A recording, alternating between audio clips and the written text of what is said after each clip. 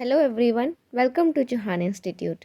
हमारी ये macro economics की सीरीज़ चल रही है जिसमें हमने लास्ट वीडियो में टॉपिक कवर किया था हमारा कॉन्सेप्ट ऑफ ट्रेड साइकिल, जिसे हम बिजनेस साइकिल भी कहते हैं। इस वीडियो में हम उसी टॉपिक को further phases of trade cycle पढ़ेंगे। राइट। तो अब जो हमने ट्रेड साइकिल पढ़ा था उसमें हमने देखा था कि हमारे ट्रेड साइकिल के 4 फेजेस होते हैं: boom, recession, depression and recovery.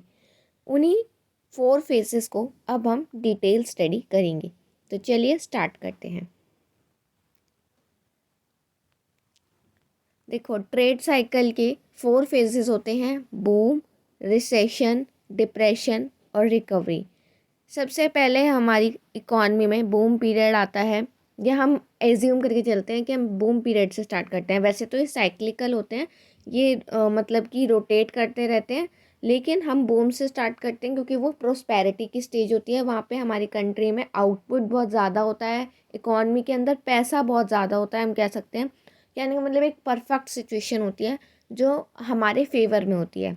फिर हमारी जो इकॉनमी है धीरे धीरे डिक्लाइन करना स्टार्ट होती है और एक टाइम पर पूरी डिक्लाइन हो जाती है, जिस स्टेज को हम कहते हैं डिप्रेशन। और फिर डिप्रेशन के बाद वो फिर से रिकवर करना स्टार्ट होती है। राइट। जैसे कि कोविड के टाइम पे हमारा जो हमें डिप्रेशन स्टेज थी वो फेस करने को दिखी थी, लेकिन अब हम उससे क्या कर रहे हैं, धीरे धीरे रिकवर कर रहे हैं अपने आप को। और एक टाइम आएगा जब हम फिर से बूम पीरियड पर पहुंच जाएंगे। राइट। तो सबसे पहले हम बूम की ही स्टडी करेंगे कि बूम क्या होता है, या उसको हमने अनदर नेम दिया है एक्सपेंशन। तो बूम को हम एक्सपेंशन भी कह सकते हैं। Right. This phase of the trade cycle represent the best stage of prosperity. जो ट्रेड साइकिल की ये वाली जो फेस है, ये बेस्ट स्टेज जो है वो शो करता है, रिप्रेजेंट करता है। मैंने बताया ना कि जो बूम पीरियड है वो प्रोस्पेरिटी की स्टेज है। वहाँ पे जो सिचुएशन होती है वो हम सबके फेवर में होती है, क्योंकि इकॉनमी में पैसा होता है, और अगर पैसा है तो क्या ग्रोथ अच्छी होगी, है ना। बाइंग एंड सेलिंग ज़्यादा होगा, जीडीपी ज़्यादा होगा, इकॉनमी का नेशनल इनकम ज़्यादा होगी। और जब ये सब हाई होगा, इंक्रीज़ होगा, तो हम ऑलरेडी क्या करेंगे, डेवलप करेंगे अपने आप को और ग्रोथ की तरफ मूव करेंगे। तो जो बूम पीरियड है वो हमारे लिए बहुत अच्छी स्टेज है, बहुत अच्छा फेज़ है हमारा ट्रेड साइकिल का। Right. The objective of the national economic policy of each country is to attain this stage. हर इकॉनमी की जो पॉलिसी होती है वो क्या होती है कि इस स्टेज को हमें अटेन करना है, इस स्टेज पर हमें पहुंचना है। हर इकॉनमी का एक ही ऑब्जेक्टिव होता है कि हमें बूम पीरियड को अचीव करना है। बूम जो फेस है हमारा ट्रेड साइकिल का, उसको हमें अचीव करना है। Right. In this face hectic economic activities go on. इस वाले फेज़ में जो हमारी हैक्टिक इकोनॉमिक एक्टिविटीज़ है, मतलब कि जितनी भी काम की एक्टिविटीज़ हैं हमारी, वो एकदम गो ऑन, मतलब कि चल रही होती है। एंड फैक्टर ऑफ प्रोडक्शन, जो हमारे फैक्टर ऑफ प्रोडक्शन क्या होते हैं, land, labour, capital, entrepreneur, are put to optimum use. इनका जो यूज़ हो रहा होता है एकदम ऑप्टिमम हो रहा होता है, मतलब कि जितना हम इनका यूज़ कर रहे हैं उससे ज़्यादा एक तरह से हमारा आउटपुट निकल के आता है। तो जब हम इनपुट कि जितना हमारा आउटपुट या उससे भी ज़्यादा आउटपुट आता है, तो हम क्या कहते हैं कि वो हमारा ऑप्टिमम यूज़ हो रहा है हमारे रिसोर्सेज का। राइट। कोई भी वेस्टेज नहीं हो रही है वहाँ पे। अब हम देखते हैं फीचर्स ऑफ बूम। वही फीचर्स हैं कि बहुत आसान है, तो चलिए स्टार्ट करते हैं फीचर्स को। सबसे पहला फीचर है इनकम और प्रोडक्शन इज़ मैक्सिमम। इनकम और जो प्रोडक्शन हो रहा है, ध्यान से देखना, प्रोडक्शन जो हम प्रोड्यूस कर रहे हैं, इंडस्ट्रीज़ में मैन्युफैक्चरिंग कर रहे हैं, वो मैक्सिमम होता है। अब वो मैक्सिमम क्यों है, क्योंकि इकॉनमी के अंदर पैसा है। अगर मैन्युफैक्चरर्स के पास पैसा होगा तो वो ज़्यादा से ज़्यादा रॉ मटेरियल खरीदेंगे, ज़्यादा से ज़्यादा प्रोडक्शन करेंगे। Level of income is sufficiently high. और जब प्रोडक्शन ज़्यादा होगा, बाइंग एंड सेलिंग ज़्यादा होगी, तो इनकम तो ऑटोमेटिकली हाई हो जाएगी। Because of the interaction of multiplier and accelerator, increase in income is many times more than that of increase in investment. तो वो क्या बोल रहा है कि जो इन्वेस्टमेंट हम इंक्रीज़ करते हैं, जो मैन्युफैक्चरर में हम क्या मैन्युफैक्चरिंग में हम क्या करते हैं, इन्वेस्टमेंट करते हैं ना, कि हमने इतनी इन्वेस्टमेंट लगाई है, देखते हैं इसका आउटपुट क्या आएगा। तो जितनी इन्वेस्टमेंट इंक्रीज़ होती है उससे कई ज़्यादा हमारी इनकम इंक्रीज़ हो जाती है। कि हमने इन्वेस्टमेंट बढ़ाई थी 20,000 से, हमने 30,000 की थी, लेकिन हमारी इनकम जो है वो 20,000 से बढ़ के अब 50,000 हो गई है। तो जो इंक्रीज़ इन इनकम है वो मैनी टाइम्स मोर देन होता है किससे, इंक्रीज इन इन्वेस्टमेंट से। The economy reaches full employment by filling remaining unemployment. Economy जो है फुल एम्प्लॉयमेंट वाली सिचुएशन पे पहुंच जाती है, कैसे, जो अनएम्प्लॉयमेंट थी उसको फिल करके। मतलब कि अब इकोनॉमी के अंदर कोई भी पर्सन अनएम्प्लॉयड नहीं है, सबको एम्प्लॉयमेंट मिली हुई है, सब अपने काम पर लगे हुए हैं। Beyond the stage of full employment, अब फुल एम्प्लॉयमेंट के भी बियॉन्ड चली गई situation, the economy experience over full employment. अब क्या हो रही है, over full employment and hence rise in price and wages. Over full employment क्या होती है कि सारे काम पे जो पर्सन है वो लगे हुए हैं, अब पर्सन ही नहीं बचे काम करने के लिए। तो हमने क्या किया, एक पर्सन को 2 काम असाइन कर दिए। अब जब हम उन्हें 2 काम असाइन कर रहे हैं तो हमें उन्हें वेजेस ज़्यादा देने होंगे, है ना। अगर हम उन्हें वेजेस ज़्यादा दे रहे हैं तो जो वो प्रोडक्ट बना रहे हैं उसका प्राइस हम हाई रखेंगे। क्यों, क्योंकि उन्हें हमने वेजेस डबल दिए हैं, तो अब उसके लिए हमें इनकम भी तो कमानी होगी, उनको वेजेस तो तभी देंगे ना जब प्रोडक्ट सेल होएगा। तो प्रोडक्ट के प्राइसेस भी हम हाई रखेंगे और वेजेस तो उनके हाई हो ही गए। प्राइसेस राइज वेरी हाई, मैंने बताया ना कि अब क्यों, क्योंकि इन्वेस्टमेंट ज़्यादा कर रहे हैं, प्राइसेस हाई रखेंगे कि हमारा प्रोडक्ट जो है हाई प्राइस पर जो है सेल होए, तभी तो हमारी जो इनकम ज़्यादा होगी। हम प्रोड्यूसर के पॉइंट ऑफ व्यू से देख रहे हैं यहाँ। तो अगर हम इन्वेस्टमेंट ज़्यादा कर रहे हैं तो हम अपने प्रोडक्ट के प्राइस जो है वो हाई रखेंगे ताकि हमारी ज़्यादा इनकम हो, राइट। जो हमने इन्वेस्टमेंट करी है वो रिकवर हो जाए, हम वेजेस सैलरी सबको दे दें, है ना। और जो रेंट देना है हमें इंडस्ट्री का वो सब हम दे दें, और उसके बाद हमें प्रॉफिट भी हो। तो प्राइजेस तो हाई होंगे ही होंगे बूम पीरियड में। Wages, rate of interest, rent and taxes increases.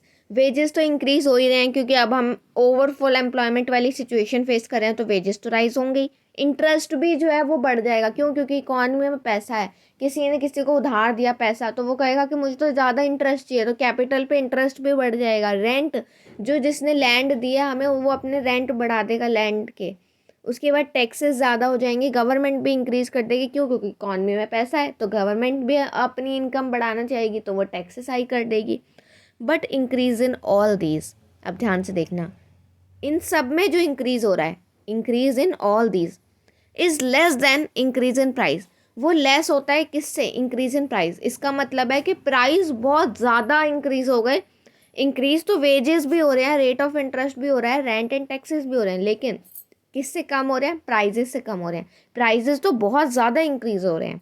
This real wages do not rise much, तो रियल वेजेस जो है ना वो राइज नहीं कर रहे मच। अब इसका मतलब क्या है समझना, एक पर्सन का एग्जांपल लेके समझाती हूँ। मान लो मैं अपना एग्जांपल ले लेती हूँ कि पहले मेरी इनकम 25 थी, ये मेरी इनकम है, ठीक है। और मैं 5 रुपीज़ वाले 4 पेन खरीदती थी, मुझे 20 रुपये पे करने पड़ते थे, राइट। अब क्या हुआ, मेरी इनकम 30 हो गई, मेरी इनकम तो 30 हो गई, लेकिन जो पेन का प्राइस था ना वो भी बढ़ गया। वो क्या हो गया, 6 रुपीज़ हो गया। और मुझे 4 पेन खरीदने थे, वो तो मैं खरीदती थी, तो अब मुझे कितने पे करने पड़ेंगे, 24 रुपीज़। तो पहले भी मुझे 5 रुपये बच रहे थे इनकम के बाद, और अब मुझे 6 बच रहे हैं। तो रियल वेजेस जो है मेरे वो ज़्यादा राइज नहीं हुए, क्योंकि इकॉनमी में प्राइजेस भी तो बढ़ गए। इनकम तो बढ़ी लेकिन उससे ज़्यादा तो प्राइस बढ़ गए। तो प्राइस भी बढ़ते हैं बहुत ज़्यादा पे, इसीलिए हम कहते हैं कि रियल वेजेस जो हैं वो इतना ज़्यादा राइज नहीं करें। High lead to rise in price of share, as a result expectation of profit rise further. अब शेयर्स के प्राइसेस भी बढ़ जाते हैं जब हम बूम फेज को जो है अपनी कंट्री में, अपनी इकॉनमी में देखते हैं। Under condition of prosperity traders and entrepreneurs become optimist. जब प्रोस्पेरिटी की स्टेज होती है तो जो हमारे ट्रेडर्स होते हैं जो बाइंग एंड सेलिंग कर रहे हैं, या जो हमारे एंटरप्रेन्योर होते हैं, वो क्या हो जाते हैं, ऑप्टिमिस्ट हो जाते हैं, हम कह सकते हैं आशावादी हो जाते हैं कि अभी हमारा बूम पीरियड चल रहा है, तो हम ये आशा करते हैं कि अब इकॉनमी में सब अच्छा अच्छा होगा, राइट। तो इस कंडीशन में क्या है, हमारे ट्रेडर्स और एंटरप्रेन्योर्स क्या हो जाते हैं, आशावादी हो जाते हैं। All kinds of productive and speculative grow. Speculation तो हम कह सकते हैं शेयर मार्केट में भी होता है, राइट। उसमें हम स्पेक्यूलेट ही तो करते हैं कि अब प्राइस बढ़ जाएंगे तो इसमें ज़्यादा इन्वेस्ट कर लो, अभी कम है, आगे बढ़ने के चांस हैं। स्पेक्यूलेशन ही तो कर रहे हैं हम एक तरह का। तो अगर शेयर मार्केट भी इंक्रीज़ हो रहा है बूम पीरियड पर, तो स्पेक्यूलेशन तो इंक्रीज़ होगा ही होगा, है ना। हर तरह की जो स्पेक्यूलेटिव एक्टिविटी है वो थोड़ी ग्रो कर जाती है इस टाइम पर। As a result there is more investment. तो इसका रिजल्ट क्या होता है, मोर इन्वेस्टमेंट होती है। अब लोग शेयर मार्केट में पैसा इन्वेस्ट कर रहे हैं, क्यों? क्योंकि वो सोच रहे हैं कि आगे, अभी इनके प्राइस 10 हैं, आगे 10 से बढ़ के हो सकता है 50 हो जाएं, 100 हो जाएं। तो वो ज़्यादा से ज़्यादा पैसा इन्वेस्ट करते हैं मार्केट में। और जो इन्वेस्टमेंट है, अब कंपनी के पास पैसा आया तो वो मैन्युफैक्चरिंग जो है ज़्यादा करेगी प्रोडक्ट की, तो इन्वेस्टमेंट हमने क्या कर दी, इंक्रीज़ कर दी। तो इसी के साथ जो हमारा बूम पीरियड है, जो हमारे उसके फीचर्स हैं, वो कंप्लीट हो चुके हैं। अगर आपको किसी भी पॉइंट में कोई भी डाउट आया है तो आप मुझसे कमेंट सेक्शन में पूछ सकते हैं। अगर आपने चैनल को सब्सक्राइब नहीं किया है तो सब्सक्राइब कर लो। आगे चलते हैं अपने नेक्स्ट टॉपिक पे, जो कि हमारा रिसेशन, या नेक्स्ट फेज जो है हमारा रिसेशन, राइट। अब देखो, हमने बूम तो पढ़ लिया, अब हमें पढ़ना है रिसेशन। रिसेशन क्या होता है कि हम बूम से जब डिप्रेशन की तरफ जा रहे होते हैं, तो जो डिक्लाइनिंग स्टेज होती है ना, कि हम डिक्लाइन कर रहे हैं धीरे धीरे धीरे धीरे, उस स्टेज को हम रिसेशन कहते हैं, राइट। तो अब हम पढ़ते हैं रिसेशन के बारे में। Under the phase of prosperity the entrepreneur make investment. Prosperity वाली कौन सी स्टेज है, बूम पीरियड। प्रोस्पेरिटी से याद रखना बूम। द एंटरप्रेन्योर, एंटरप्रेन्योर कौन होता है, जो बिजनेस करता है। मेक इन्वेस्टमेंट, इन्वेस्टमेंट करता है वो in certain ventures which do not prove to be profitable. अब देखो, बूम पीरियड चल रहा था, हमने क्या किया था, इन्वेस्टमेंट इंक्रीज कर दी थी। लेकिन इन्वेस्टमेंट इंक्रीज करते समय एंटरप्रेन्योर कभी कभी कोई गलती कर देता है, वो बिना सोचे समझे किसी ऐसे बिजनेस में पैसा लगा देता है जो उसके लिए आगे जाके प्रॉफिटेबल साबित नहीं होता, राइट। अगर मेरे पास भी पैसा है बहुत ज़्यादा, तो मैं अलग अलग जगह पे पैसे को इन्वेस्ट करूँगी, बिज़नेस को एक्सपेंड करने की कोशिश करूँगी। लेकिन हो सकता है कि मैं बिज़नेस को एक्सपेंड करते समय किसी ऐसे सेक्टर में पैसा लगा दूँ जहाँ पे मुझे आगे जाके लॉस हो जाए, प्रॉफिट ना हो, तो वो उनके लिए प्रॉफिटेबल साबित नहीं होता। There optimism gives way to pessimism. अब वो जो ऑप्टिमिज्म थे वो पेसिमिज्म बनते जा रहे हैं, जो आशावादी थे वो निराशावादी बनते जा रहे हैं, ठीक है। अब उनको एक बिजनेस में लॉस हो गया, तो अब उनको क्या हुई, निराशा हुई। तो आशावादी से उन्होंने क्या किया, वो निराशावादी बन गए। Investment show sign of decline, जो उनकी इन्वेस्टमेंट थी वो डिक्लाइन की स्टेज जो है वो शो कर रही है। इसलिए क्या होता है, many enterprises are close down, बहुत सारी एंटरप्राइजेज जो हैं वो क्लोज्ड हो जाती है। जब एंटरप्राइजेज हमारी क्लोज्ड हो जाएंगी तो अनएम्प्लॉयमेंट होगी। एक कंपनी में मान लो 20% 25% जो काम कर रहे थे, वो अगर कंपनी बंद हो जाती है तो वो पर्सन क्या हो गए, अनएम्प्लॉयड हो गए। तो अनएम्प्लॉयमेंट स्प्रेड हो जाएगी and income of the people fall, और अब उनकी इनकम जो है वो फॉल हो जाएगी। फीचर्स देख लेते हैं, रिसेशन के क्या फीचर्स होते हैं। There is fall in income and output, income में भी फॉल होगा, लोगों की इनकम कम हो रही है, क्यों? क्योंकि अनएम्प्लॉयमेंट बढ़ गई है, और आउटपुट भी फॉल हो जाएगा। Workers are rendered unemployed, workers unemployed रह जाएंगे। Price begin to fall, price जो है धीरे धीरे कम होना स्टार्ट हो जाएंगे। वेजेस फॉल हो जाएंगे, अब प्राइस ही फॉल हो रहे हैं, इंडस्ट्री के पास पैसा ही नहीं है तो वो वेजेस कहाँ से देगी, तो वेजेस भी फॉल हो जाएंगे लोगों के। प्रॉफिट्स फॉल, प्रॉफिट भी फॉल हो रहे हैं। There is no new borrowing despite fall in rate of interest, हम नया कोई बोरोइंग तो करेंगे ही नहीं। अब हम क्योंकि निराशावादी हो गए हैं, तो हम किसी नए वेंचर में तो इन्वेस्ट करेंगे ही नहीं, किसी नए बिजनेस में पैसा लगाएंगे ही नहीं। और रेट ऑफ इंटरेस्ट भी हमारा फॉल हो जाएगा, क्यों? क्योंकि अब हम किसी से उधार नहीं ले रहे, तो जो उधार देने वाले हैं वो क्या कहेंगे कि चलो कम इंटरेस्ट पे ले लो, हम कम इंटरेस्ट पे दे देते हैं, लेकिन कोई भी उनसे पैसा नहीं लेगा, तो रेट ऑफ इंटरेस्ट भी फॉल हो जाएगा। There is contraction of bank credit, bank credit का कॉन्ट्रैक्शन हो जाएगा, कम हो जाएगा बैंक क्रेडिट। अब demand of the consumer for various goods fall, और जो कंज्यूमर की जो डिमांड है वो भी फॉल हो जाएगी प्रोडक्ट्स को लेके। There is sharp decline in the stock of goods, और स्टॉक ऑफ गुड्स में शार्प डिक्लाइन आ जाएगा।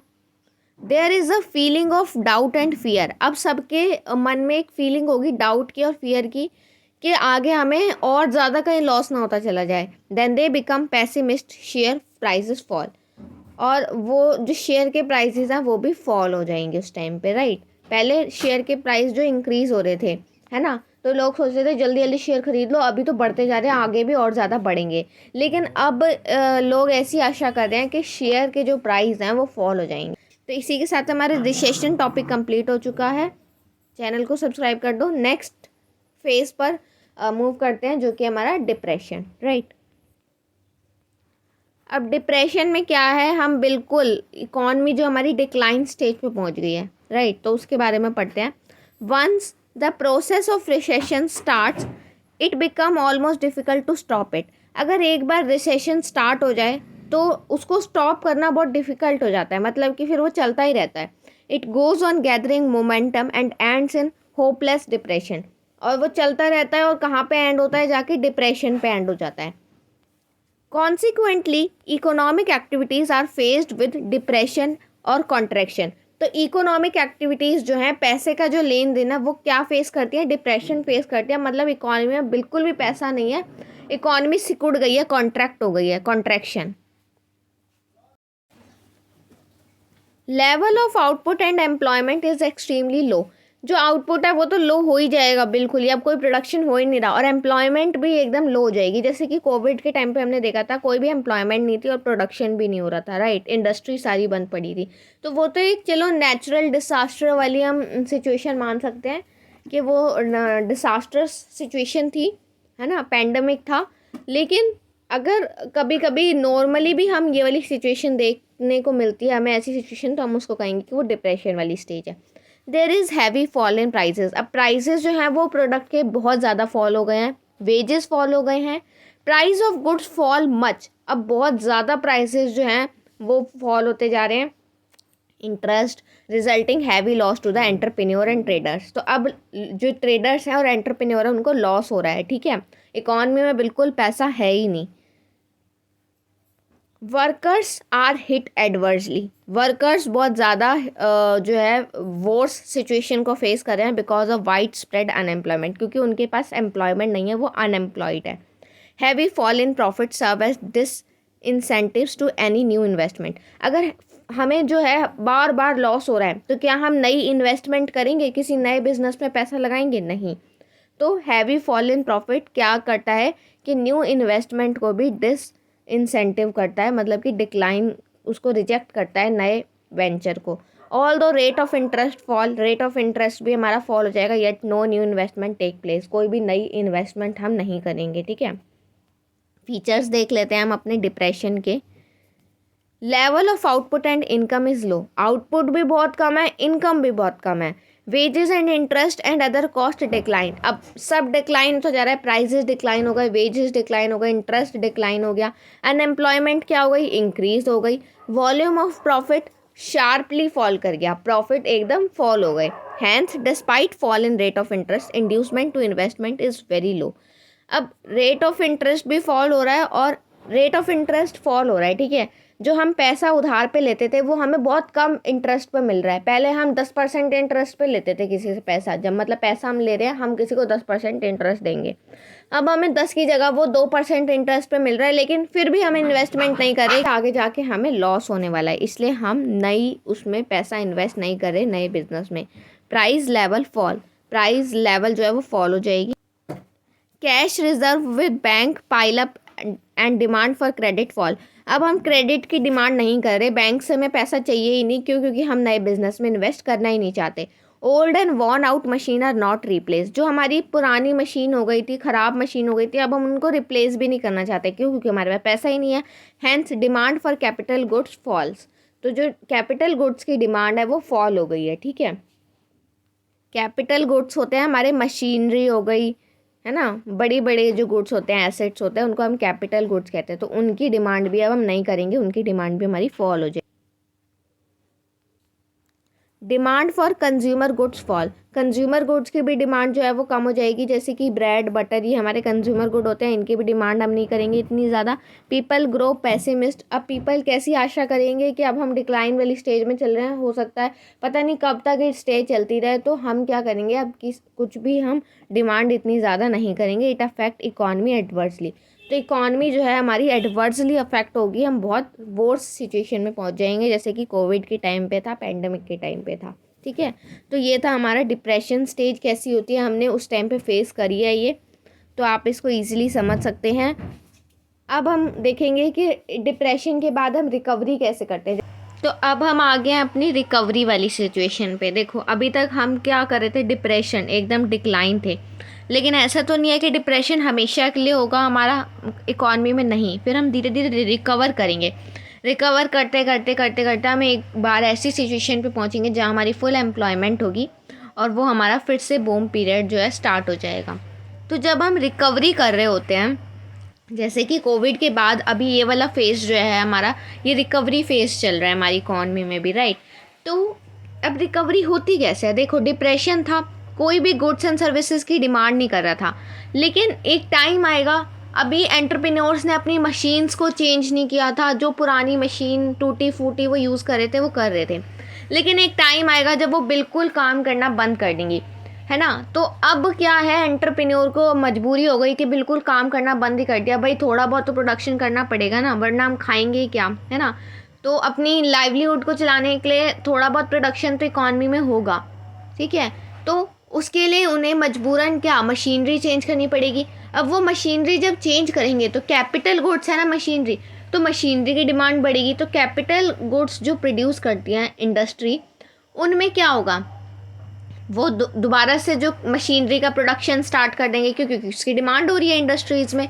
अब जब वो उसकी दोबारा से प्रोडक्शन स्टार्ट कर देंगे, दोबारा से एम्प्लॉय चाहिए होंगे, तो एम्प्लॉयमेंट जनरेट होगी, फिर धीरे धीरे एम्प्लॉयमेंट जनरेट हुई, उन्होंने काम किया, जब कैपिटल गुड्स बन गए, तो जब कैपिटल मशीनरी आ गई, तो अब वो जो प्रोडक्शन मशीनरी से होगा वो प्रोडक्शन थोड़ा अच्छा होगा, क्वालिटी उसकी अच्छी होगी, तो उसकी डिमांड भी होगी, यानी कि फिर कंज्यूमर गुड्स की भी डिमांड इंक्रीज़ होगी, जिससे हमारी इकॉनमी जो है वो वापस से अपने एक सफिशिएंट लेवल पे, ऑप्टिमम लेवल पर पहुंच जाएगी धीरे धीरे। ठीक है, तो यही है हमारा रिकवरी फेज। चलो पढ़ते हैं इसको।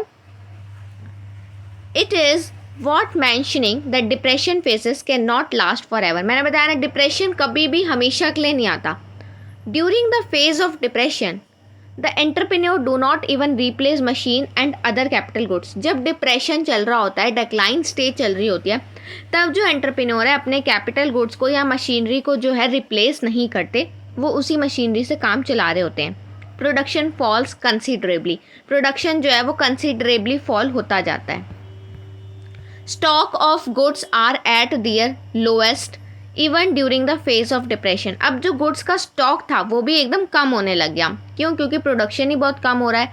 अ सिचुएशन डज अराइज, एक सिचुएशन अराइज होगी wherein shortage of goods is experience need for replacement of machine. मैंने बताया ना, अब एक ऐसा समय आएगा जब हमें रिप्लेसमेंट की ज़रूरत महसूस होगी कि अब हमें मशीनरी को रिप्लेस करना ही पड़ेगा। बिकम सो इम्पेरेटिव, मतलब बहुत ज़रूरी हो जाएगा उसको चेंज करना। That the entrepreneur are oblige to buy new machine to replace old. अब एंटरप्रेन्योर को न्यू मशीन बाय करनी पड़ेगी रिप्लेस करने के लिए ओल्ड और वॉर्न आउट वंस को, जो ख़राब हो चुकी है मशीनरी, उसको रिप्लेस करने के लिए। It result in to more demand for capital goods. अब हम क्या कर रहे हैं कि डिमांड कर रहे हैं अपनी कैपिटल गुड्स की, मशीनरी की डिमांड कर रहे हैं ना, बड़े बड़े एसेट्स की डिमांड कर रहे हैं। Investment in capital goods industry is increase. तो अब जो कैपिटल गुड्स की जो इंडस्ट्रीज़ हैं उनमें इन्वेस्टमेंट क्या हो जाएगी, इंक्रीज हो जाएगी। डिमांड फॉर गुड्स राइजेस, जैसे ही डिमांड ज़्यादा होगी गुड्स की, there is increase in output. तो अब डिमांड ज़्यादा है तो आउटपुट भी ज़्यादा बनेगा एंड एम्प्लॉयमेंट भी जनरेट होगी, तो एम्प्लॉयमेंट की भी डिमांड ज़्यादा हो जाएगी। Thus the economy gradually moves from depression to recovery. तो इकॉनमी डिप्रेशन से कहाँ जाने लगेगी, recovery. The wave of recovery once initiated begins to feed up itself. जैसे ही रिकवरी की स्टेज स्टार्ट होएगी वो अपने आप को धीरे धीरे रिकवर करती चली जाएगी, ठीक है, स्पीड अप पकड़ जाएगी वो एकदम। उसके बाद हम देख लेते हैं हमारे फीचर्स ऑफ रिकवरी क्या है। Replacement investment result into increase in income and output.